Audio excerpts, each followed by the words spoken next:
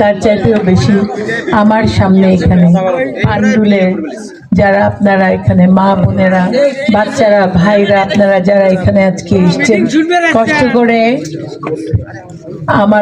আমাদের কিছু কথা শোনার জন্য এই মতো সবাই আপনারা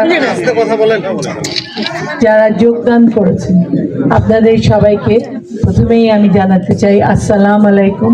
যদি হিন্দু ভাই বোনেরা থাকে আদাব।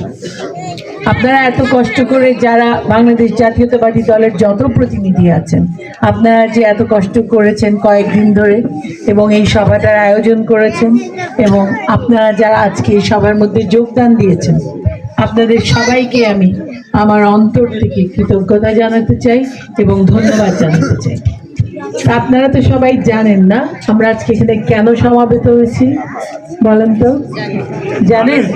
বলেন, একজন বলেন কেন এসেছেন আপনারা এখানে?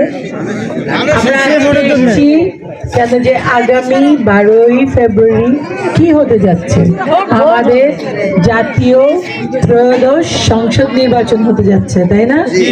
এবং এই সংসদ নির্বাচন যে হতে যাচ্ছে সমগ্র বাংলাদেশ থেকে আমরা জানি 300টা আসনে 300 প্রার্থীকে নির্বাচিত করা হবে এবং যেই পার্টি কোনো পার্টি যদি সংখ্যা লঘু হয় তার মানে ওরা যদি আপনার 151টা সিট পেতে পারে এই পার্লামেন্টে তাহলে তারা একটা সরকার গঠন করতে পারবে।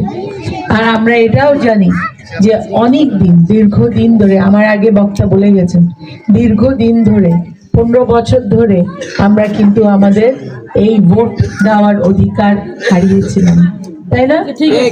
আমরা ভোট দিতে পারি নাই 15 বছর ধরে আমরা ভোট দিতে পারি নাই এবং অনেকদিন পর আমাদের একটি সুযোগ এসছে যে আমরা সবাই আশা করছি যে ইনশাআল্লাহ আমরা সবাই আশা করছি যে ইনশাআল্লাহ 12ই ফেব্রুয়ারিতে আমরা সবাই শৃঙ্খলভাবে আমরা গিয়ে একটা নিরাপদ ব্যবস্থায় গিয়ে আমরা আমাদের মূল্যবান ভোটটা দিতে পারবো, তাই না?